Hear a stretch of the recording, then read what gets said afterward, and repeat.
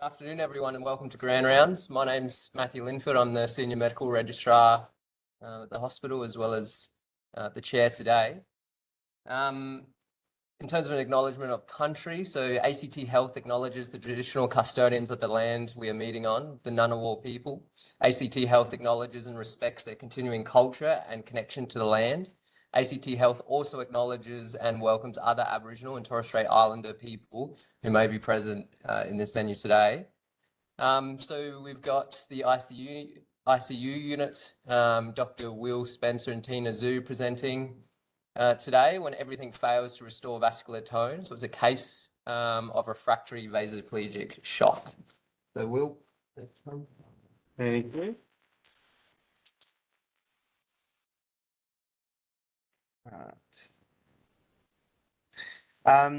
So as Matt mentioned, thanks for everyone to coming to today's Grand Round. As he mentioned, my name is Will Spencer. I'm one of the ICU senior regs, and today I'm going to be discussing a case that we had recently of a severe refractory vasoplegic shock and the routine and non-routine therapies. Slides may have come off.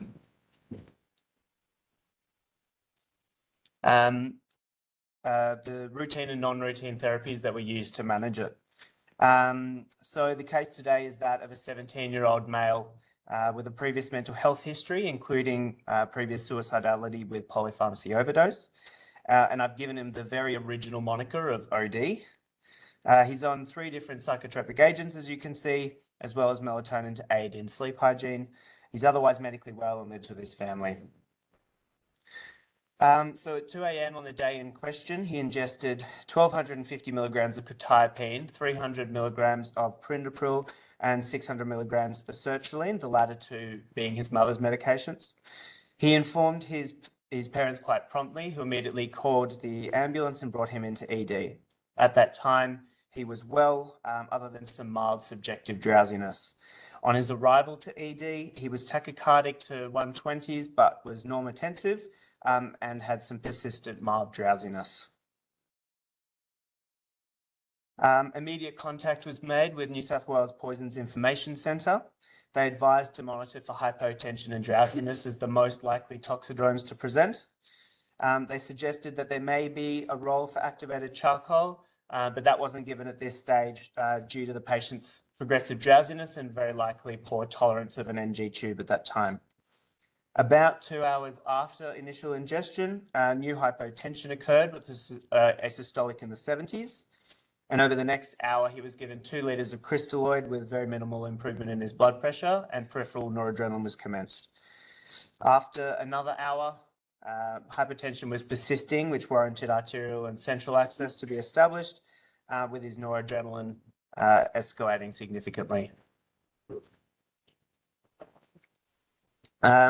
So vasopressin was subsequently commenced for the worsening hypotension. He was persistently tachycardic and hypotensive with significant difficulty maintaining a MAP over 50, with 65 being our usual target. He was drowsy but briskly rousable, maintaining his own airway. New South Wales Poisons Information Centre was recontacted in the context of unusual severity of his hypotension, and they agreed and had the impression that there was probably further ingested agents, as the clinical picture was unusual for what he'd stated that he'd taken at that time. He was promptly admitted to the ICU, where it was discovered that the perindopril was actually a combination Coveram 1010 tablet, and 300 milligrams of amlodipine was also ingested as part of this intentional overdose. Now, we probably know how these medications work, but just to briefly recap in the context of their toxicity. So dihydropyridine calcium channel blockers like amlodipine specifically inhibit L-type calcium channels on vascular smooth muscle cells, preventing calcium ion influx. This lower intracellular calcium allows smooth muscle relaxation and subsequent vasodilation. ACE inhibitors reduce production of angiotensin II from angiotensin I, leading to vasodilation and ultimately decreased aldosterone secretion, lowering blood pressure by reducing vascular resistance and promoting sodium and water excretion. ACE inhibitors are typically have very minimal toxicity in overdose as a monotherapy, but by contrast, amlodipine is actually the leading cause of cardiovascular drug-related overdose deaths in the USA. And unfortunately for us in this circumstance, co-ingestion of ACE inhibitors and calcium channel blockers significantly worsens hemodynamic instability than either of these drugs when taken in isolation. So in large overdoses, non-dihydropyridine calcium channel blockers like rapamycin and diltiazem typically cause more vasodilation than their usual effects, as difference in tissue type affinity and thus action between subclasses is overwhelmed. This is less of a concern in dihydropyridine calcium channel blocker overdoses, as in this case, as they are more tissue specific. They cause less myocardial depression and actually typically cause a reflex tachycardia rather than bradycardia. All calcium channel blockers inhibit insulin secretion, induce end organ insulin resistance, interfere with calcium-stimulated mitochondrial activity and glucose catabolism, all of which results in hyperglycemia, increased lactate production and ATP hydrolysis, overall worsening any concurrent acidosis that might be present. At higher doses, clearance is reduced because hepatic clearance changes from a first order to a zero order kinetics, resulting in a dose-dependent clearance in half-time. And conventional decontamination measures are ineffective, things like urinary alkalization, hemodialysis, hemofiltration, because of their very large volumes of distribution, high protein binding, and lipophilic nature. As you might expect, the principal adverse event in ACE inhibitor overdose is hypotension. Hyperkalemia and renal failure can also occur, but are typically reversible and only have been shown to occur when hypotension is also present. The toxicity is actually typically seen as similar to the effects seen with first dose administration in therapeutic use and is very rarely severe when taken in isolation. It is possible to have other acute adverse effects of ACE inhibitors, like angioedema or bronchospasm, but the risk of these doesn't seem to increase in toxicity if not otherwise known to occur in the given patient.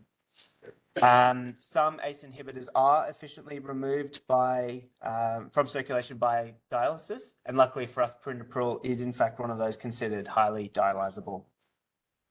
So back to the case. About 5 hours post-ingestion, severe hypotension persisted and new shock was emerging. His MAP remained in the 50s despite escalating noradrenaline, as you can see. Methylene blue boluses were given twice without significant noticeable effect, and hydrocortisone was also given for the worsening vasodilatory shock. After a further hour, these had minimal effect, with his NORAD doubling further and adrenaline was commenced, with MAP still maintained in the 50s. So to touch briefly on vasoplegic shock itself as a syndrome, it's a state of low blood pressure despite normal or often high cardiac output due to low systemic vascular resistance from low vasomotor tone. If SVR is low enough, the loss of pressure gradient of blood into tissues results in hypoperfusion, which in turn leads to insufficient oxygen delivery, cellular hypoxia, metabolic dysfunction, organ failure, ultimately, all the characteristic features of shock. Vasoplegia itself is actually a ubiquitous phenomenon that we see in all advanced shock states, whether that be septic, cardiogenic, hemorrhagic, whatever. It involves complex pathophysiology. You can see some things up there with a number of possible, in theory, pharmacological or physiological therapeutic targets in that context. Bedside echocardiography done at this stage yielded no evidence of a cardiogenic component in keeping with the ingested agents, and it did look to be entirely vasodilatory. So in managing vasoplegia, noradrenaline and vasopressin are considered first and second line respectively. It should be noted that doses of around a mic per kilo per minute and above carry a mortality risk of over 90%. And as such, there is debate regarding the safety and utility of these very high dose vasopressors. And while there is a diminishing effect at high doses of these, albeit without a true plateau of effect, there are concerns of potentially deleterious effects, such as tissue ischemia. That said, research suggests that even when using these quote-unquote very high dose vasopressor therapies, myocardial, mesenteric, and tissue ischemia actually typically only occurs in about 10% of patients that it's used in. Adding an additional vasopressor like vasopressin to reduce the dose of the noradrenaline is not actually associated with a lower incidence of serious adverse events either. So as a result, an increase in noradrenaline dose above this soft threshold of 1 mic per kilo per minute is a possible therapeutic option in instances of refractory vasoplegic shock such as this, and in the context again of adequate cardiac function without fear of, or without excessive fear, I suppose, of ischemic complications. OD received 2 early doses of methylene blue. So methylene blue is a water-soluble dye that's been shown to have evidence in managing vasoplegic syndromes, and it works through a number of mechanisms. It inhibits endothelial nitric oxide synthase. It reduces expression of inducible nitric oxide synthase and directly scavenges nitric oxide, all of which are implicated in vasoplegic states.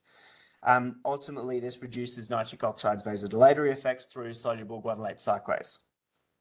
It also actually inhibits guanylate cyclase directly, maintaining higher intracellular calcium levels and promoting vascular smooth muscle contraction and tone.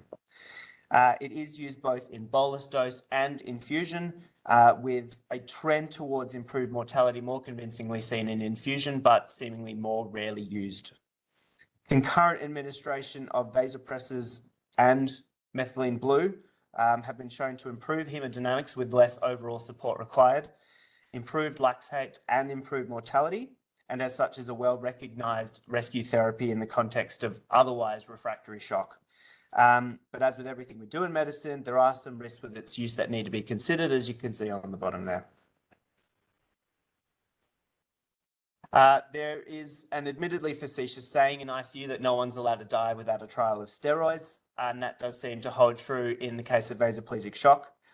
Glucocorticoids have been shown to restore vascular tone through multiple mechanisms that are implicated in vasodilatory states.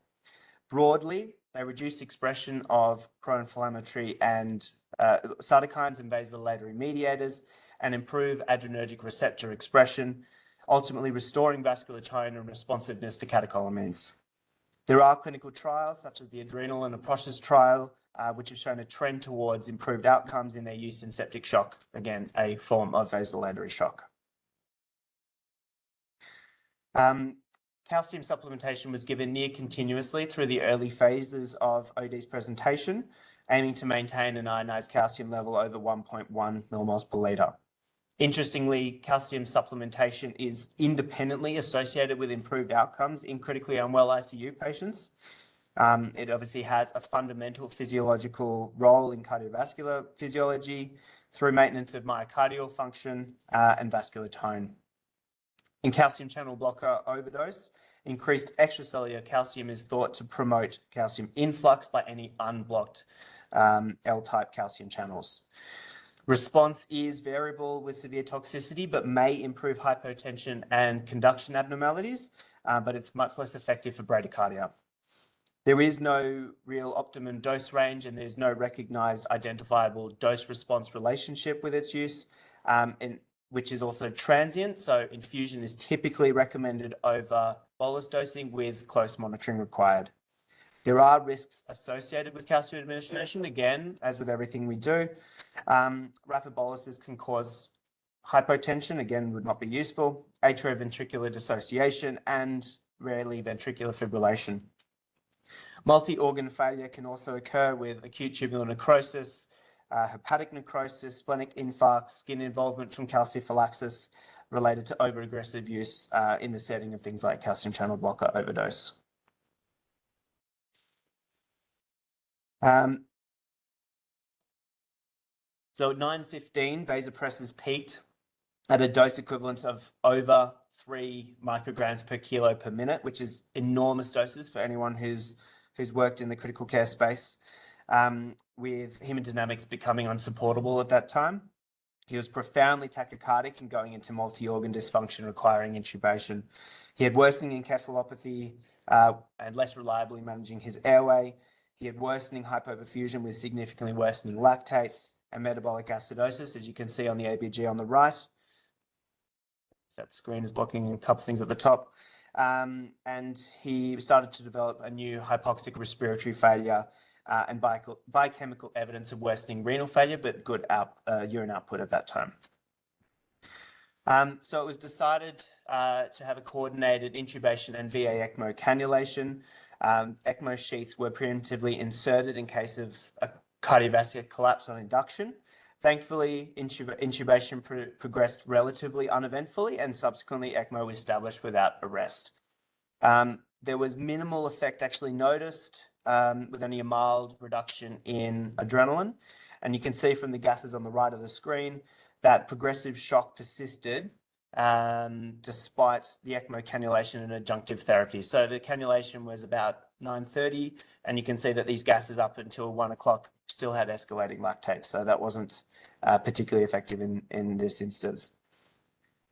You can see here a snapshot of the progression of his vasopressor support over the first 4 hours after ICU admission.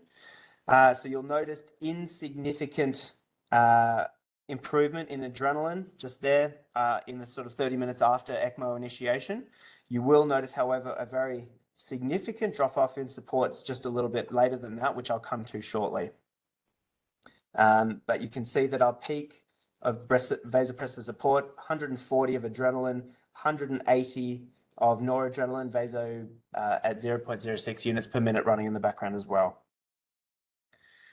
So to touch briefly on the latest added supports, VA ECMO is not typically indicated in vasoplegic shock. The extra flow is not going to add to an already robust cardiac output. There are, however, some case reports of its use in vasodilatory shock, including from vasodilatory medication overdoses as a rescue therapy. The thought behind its use in this case was to maintain some level of organ perfusion in the event of a cardiac arrest. He had very large ECMO cannulae placed to aid in this purpose, and we managed to produce 5 to 6 litres of flow or output through that. All of that said, MAP was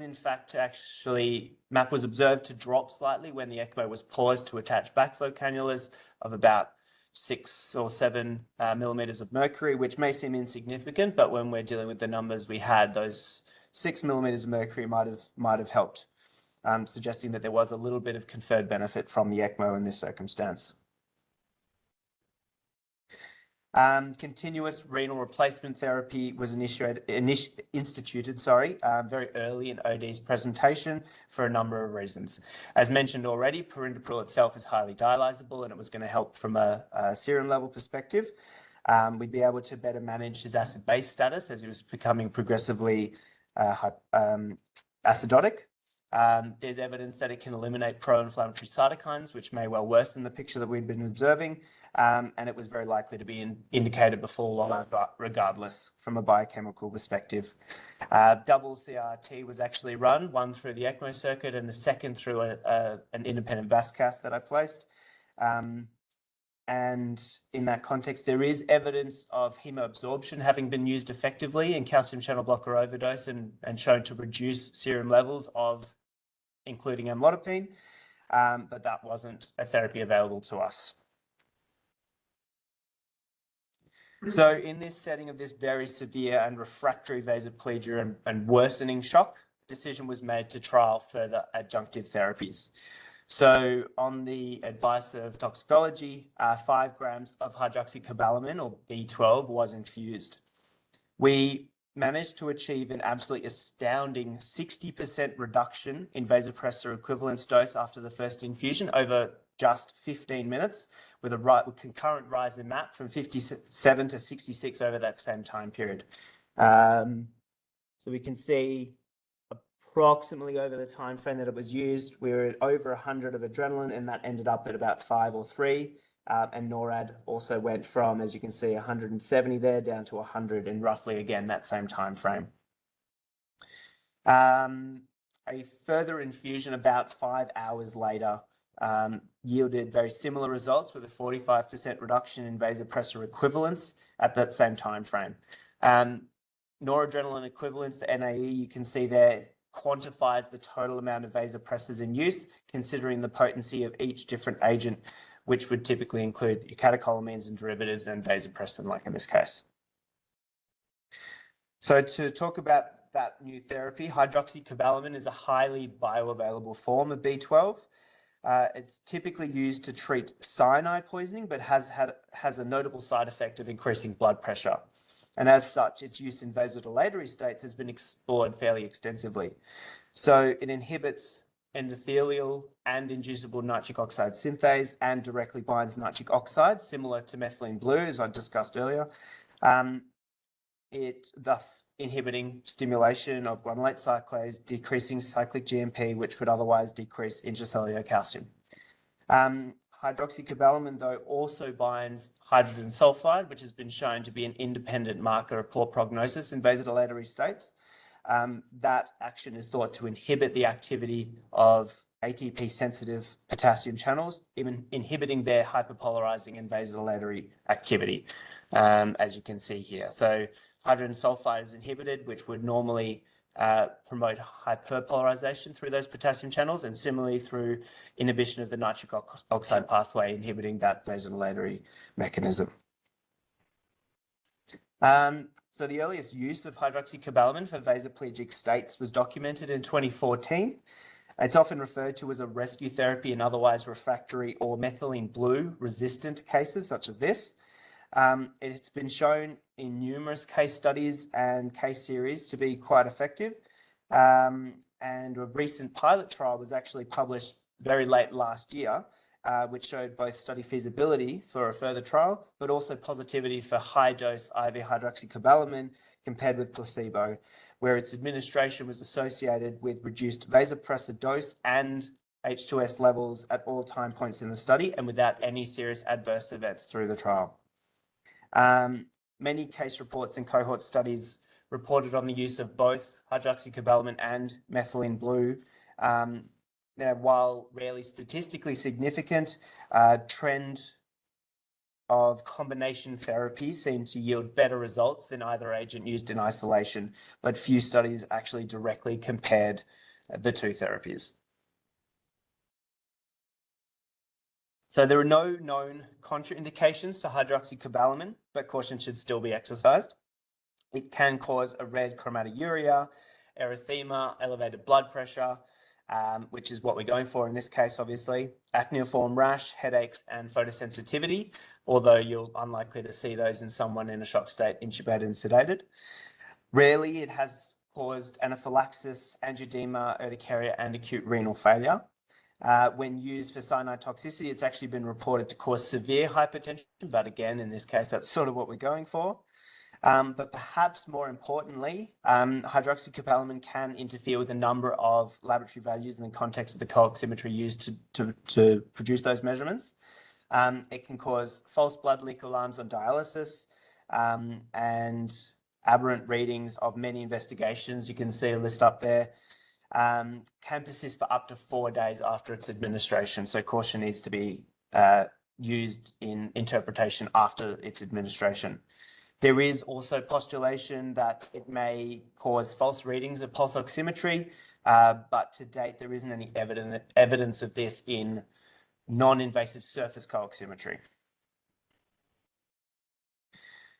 So 10 hours post-ingestion, methylene blue infusion was actually commenced, again, however, without a noticeable effect on vasopressor supports, and the lactate continued to rise. After about 12 hours post-ingestion, cytotoxic shock was becoming more evident. He had a persistently high central venous oxygen saturation, not mixed venous, but central venous oxygen saturation that was well over 90 and at times into the 97-98% range, with a lactate that peaked at 12.3. Now, again, there hasn't been documented evidence of hydroxycobalamin causing interference with this, but it is possible that the interpretation of that result may well be confounded by both the methylene blue and hydroxycobalamin administration, so it is a little bit difficult to interpret those results. At 2:20 in the afternoon, naloxone was actually given as a further adjunctive therapy in 200 microgram aliquots to a total of 1 milligram over a short period of time by Dr. Zhu.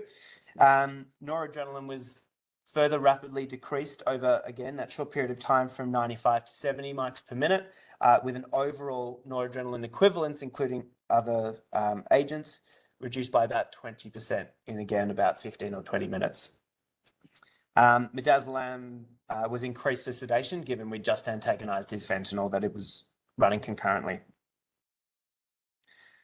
So the thought behind naloxone, endogenous opioids are implicated in vasoplegic hypotension, and also in particular in ACE inhibitor overdose specifically, via potentiation of the activity of endogenous endorphins. So ACE inhibitors are thought to antagonize enkephalinase, which normally degrades beta-endorphin. Endorphins, conversely, also antagonize the central activity of the now diminished angiotensin II. Naloxone has been shown to reverse the hypertension seen in ACE inhibitor toxicity, and it's hypothesized to do so by restoring the enkephalinase activity. There are case reports of its use as a rescue therapy, specifically in a perindopril and lodipine overdose, such as in our case, and that is partly what prompted us to try it in this case. Naloxone has actually also been shown to be effective at improving vasoplegic shock in cases unrelated to ACE inhibitor overdose as well. After all of these therapies, OD's shock very thankfully largely resolved over the following 12 hours. He had low-dose noradrenaline continued, partly probably to offset some high-dose sedation and partly in the context of after effects of his shock. A formal weaning study showed a robust cardiac output and improvement in VTIs as ECMO was weaned, and ECMO was successfully removed the next day after his presentation and ECMO's initiation. So a combination of initial ingestion and then subsequent treatment did result in some likely unavoidable complications. About 16 hours post-ingestion, OD's pupils were noted to be newly dilated. It was difficult to assess neurology further, given he was heavily sedated and paralyzed, but a CT brain was unremarkable.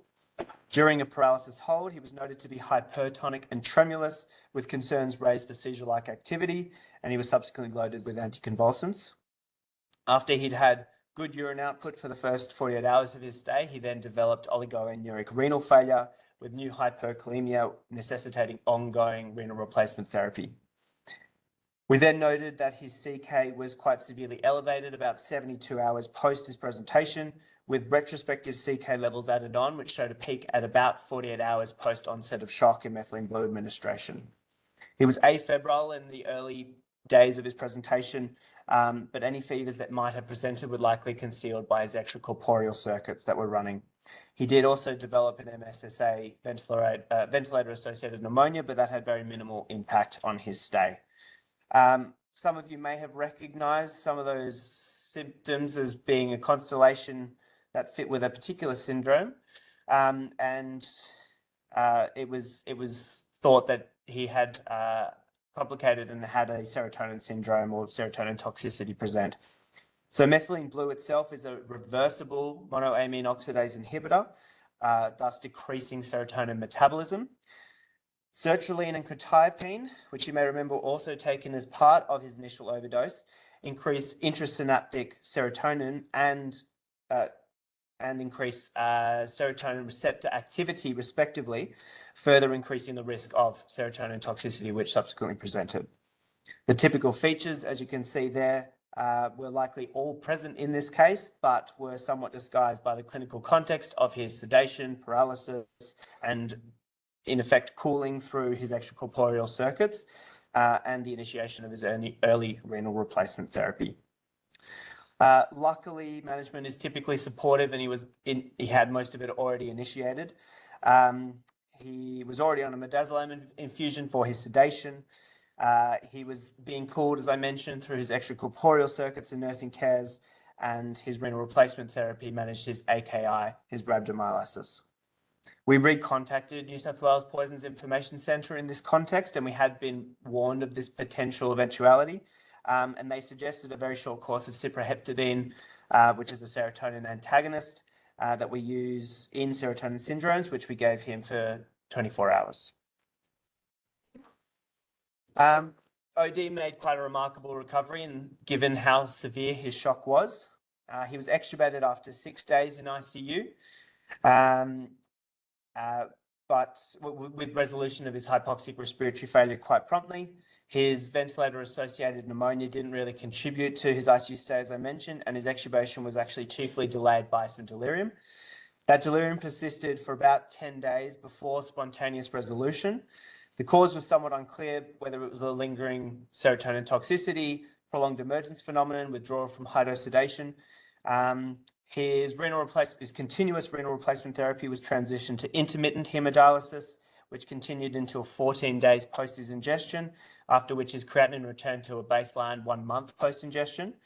He was discharged from us to the medical ward after 10 days, discharged to the inpatient psychiatry unit after a further 11 days, and discharged home after a total of 7 weeks of inpatient medical and psychiatric care. Before I finish, I just wanted to explore a few more management options that we could have trialed had we not had some success with what we did. Intralipid is a high dose infusion of a lipid emulsion, which has been used very successfully in refractory calcium channel blocker poisoning. It's used as a quote-unquote lipid sink, where lipophilic medications partition into the lipid emulsion, increasing concentration gradients out of tissue, reducing its pharmacological effect. It also changes metabolism in cardiac myocytes to that of a less stressed state, including greater free fatty acid use. It's been shown to modulate calcium and potassium channels in myocardium, which provides a cardioprotective effect and improved inotropy, and it reduces vasodilation through changes in locally mediated vasodilators. Evidence supports its use even in delayed administration, and it has sustained effects after its administration. High-dose insulin euglycemic therapy is a well-described therapy in non-dihydropyridine, calcium channel blocker overdose, and beta blockers and others. It promotes significant positive inotropy, dromotropy, and chronotropy. It improves myocardial carbohydrate substrate utilization in the stress state. It, however, causes vasodilation, which may improve local microcirculation and systemic perfusion, but as a result is often avoided in pure dihydropyridine calcium channel blocker overdose, such as this, when there's a pure vasodilatory failure. We were actually explicitly instructed by New South Wales Poisons Information Centre to not use it, even when we asked, should we be trialling this? That said, there is actually evidence of its successful use in pure dihydropyridine calcium channel blocker overdose, including amlodipine, in case reports, and typical treatment failures seem to be in its delayed use. Finally, hemoabsorption, as I alluded to previously, has been shown to reduce serum levels and improve outcome, but it's not widely available nor extensively studied. Plasmapheresis has had very similar effects, with significant reduction in amlodipine levels seen in case reports. And there is also a single case report that I found of using a pneumatic anti-shock garment, which is something you typically put on significant trauma with hemorrhagic shock. Their rationale behind its use was to improve intravascular volume distribution. I don't know about that one. I certainly won't be changing my practice based on that case report. Finally, there was a lot to take from the case. Firstly, it is important to establish all co-ingested agents. It is often easy to describe someone as having taken a polypharmacy overdose when each ingested agent does matter in isolation. The amlodipine, initially being unrecognized as part of a combination tablet, did have a profound impact on the case, and the seemingly insignificant by comparison SSRI in a typical antipsychotic administration did then become relevant before too long. Secondly, when conventional therapies fail, it must be remembered that there are numerous rescue therapies that should be considered. The evidence doesn't support their routine use, but it absolutely suggests that they can be safely used regardless when routine options are exhausted. And finally, the complexities of polypharmacy overdoses in conjunction with the varied required therapies to treat it can't be overstated. The risk of interactions after the initial ingestion do exist, and we need to consider those and monitor for them. So that concludes our case today. Thank you all for listening, and I'm glad if you have any questions.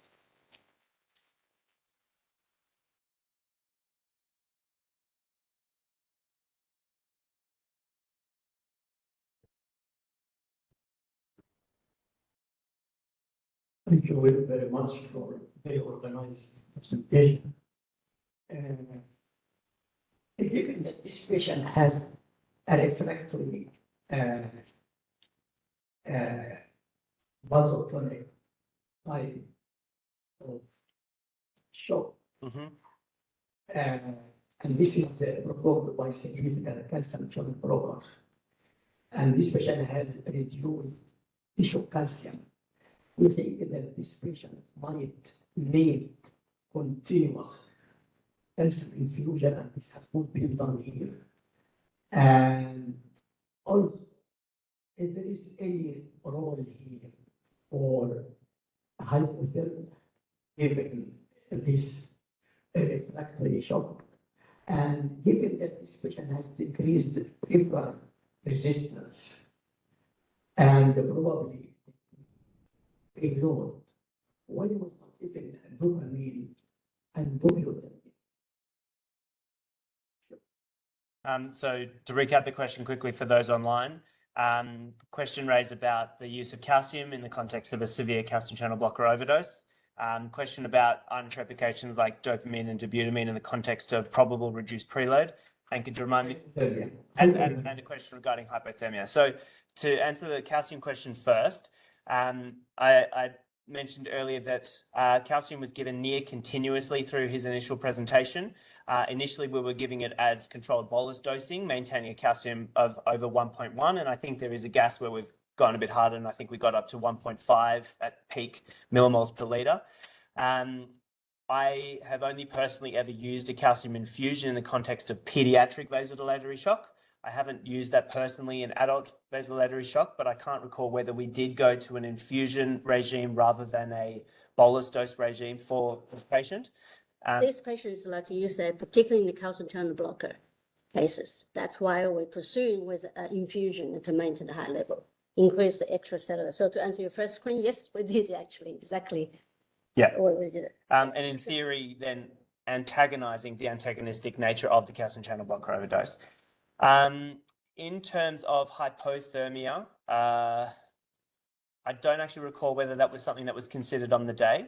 Yeah, the patient is on ECMO. We can set any temperature we want. So the patient was hypo. We set at the hypo at about 35, 30. So that's been already been done. So he was to some degree cooled through the ECMO circuit. He had quite high dose, relatively cardio-stable sedation involved. So things like his cerebral metabolic demand for oxygen would have been low in the context of that, which probably was neuroprotective, but more as a incidental benefit of his sedation, more so than a very directed therapy to induce a reduction in cerebral metabolic demand. And in the context of severe tachycardia sustained to the 160s for a number of hours, robust cardiac output, fairly frequent bedside echocardiography, and TOEs provided by cardiac anesthetic colleagues. Preload was not thought to be a significant component. His RVC was never underfilled, nor did he ever have a significant collapse on change through the respiratory cycle. So dobutamine and dopamine weren't thought to have a significant positive potential benefit in this case. I also need to point out this patient's requirement of the hemodynamic support completely beyond what dobutamine and whatever can do. He's on 106/40 of adrenaline infusion. So he has completely beyond supportable with conventional management. Yeah. Yeah. Any other questions? I can shout from up here.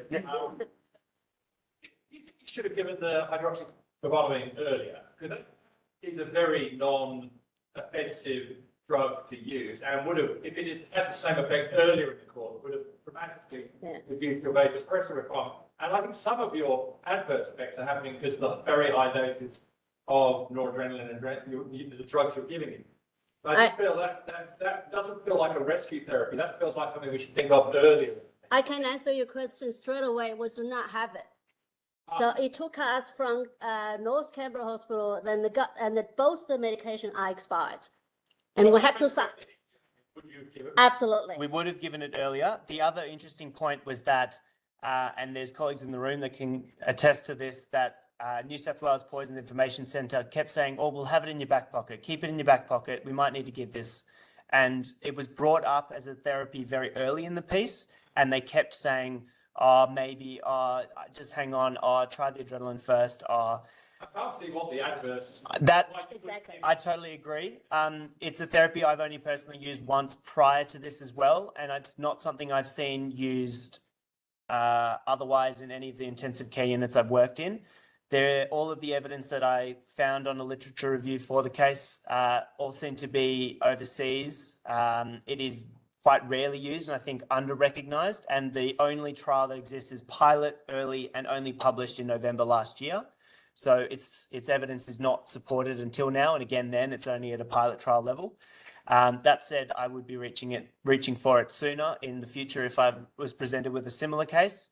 And as Tina mentioned, we had to source one vial from North Canberra and And we have to sign our life off because it's expired stuff. and had to consent the No. parents to its use, Yeah. considering its expiration. Yeah, so but certainly this is something we can feedback to pharmacists, so. Yeah. The dose is also like 50 times what you use inside the food, so like the dose that's used in this situation is like 50 times. Is enormous, yeah. So that the hospital stock was intense with what we did. But it's not a dangerous drug. That's correct. Yeah, Adverse effect. that's right. So the hydroxycobalamin that you get on the ward is 1 milligram per mil, and we gave 5,000 milligrams. So you have to have the cyano kit, which is the very specific formulation that is available for this. Yeah. Thank you. Thanks, Tina, for a really interesting presentation. So Will, you mentioned about the possibility of hemoadsorption. I know that's not available here in Canberra. Pragmatically, are there options to fly that equipment in rather than fly the patient out? The same for something like alcohol ultrafiltration, which may have been an option here as well. Yeah. I don't know which units do have availability. Actually not sure, Manoj might know. We did speak to the representative, national representative on just that. Not the kind of absorption that is required, we don't have it. No, I mean, if Adam mentioned about in general charcoal absorption, we don't have it, and I haven't seen any nearby unit has it. Does anyone know anyone? Just a standard general charcoal absorption, hemoabsorption. So just for online, the question was about whether a hemoabsorption filter could have been flown in and used. It sounds like we don't have, so the case reports used resin, specifically hemoabsorption filters rather than charcoal, and whether that would make a difference, I can't comment on between the two types or the multiple types, but it sounds like we don't have that available in Australia, according to Dr. Singh. But I mean, the other question is the time frame wise, to have something flown in, unless we called for it very early before it was needed. If we called for it by the time it was needed, we ultimately did end up getting control, I suppose, in that similar time frame of when it might have been beneficial. Mm. Any other questions? Great talking to you, Will. Can I ask about the use of opiates in those with control? I mean, obviously that's benchmark something we reach for quite commonly in these cases. Is this something, if it's repeated again, we think differently about different sedation agents, different anesthetic techniques? Yes. To be honest, the doses he was getting were pretty minimal in the context of how severe his shock was. He was quite agitated prior to induction in the context of a severe encephalopathy, and he certainly needed some degree of sedation. Considering his absolute maximal sympathetic output, both endogenously and exogenously, we avoided much in the way of ketamine, which wouldn't have improved any of his sympathetic drive, but does have a myocardial depressant effect when we are already sympathetically maximized. There is the question of other opiates, but Fentanyl is typically, and again, it's very dependent on person to person, one of the less histamine releasing opiates compared to something like morphine, for example, which may, in theory, have worsened vasodilation. The midazolam, I think, certainly is the first thing you'd probably reach for, which we did use and which we used almost as a single agent when we went for the naloxone. The use of naloxone, as you can imagine, is somewhat debated as well. And people have hypothesized, are we just giving people pain and that's driving up their blood pressure? But again, we're already maximally sympathetically driven. And in a couple of case reports I read, they asked patients when they woke up, do you remember any pain? And they said no. So even if it was precipitating that, it didn't have adverse effects. So in short, I'm not sure if I would have done anything drastically different. But I suppose if you're at that point, you might have no sedation and just accept things, or very minimal bolus doses of midazolam or something like that.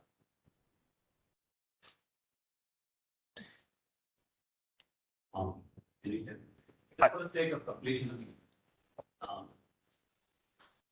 you might remember that we also discussed angiotensin 2, which is not available. Do you want to comment on that? That's right.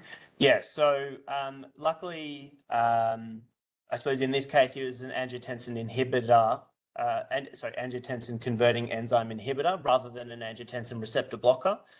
So angiotensin 2 could well have had a role and wouldn't have had to antagonize a receptor blocker. It would have just replaced otherwise present endogenous angiotensin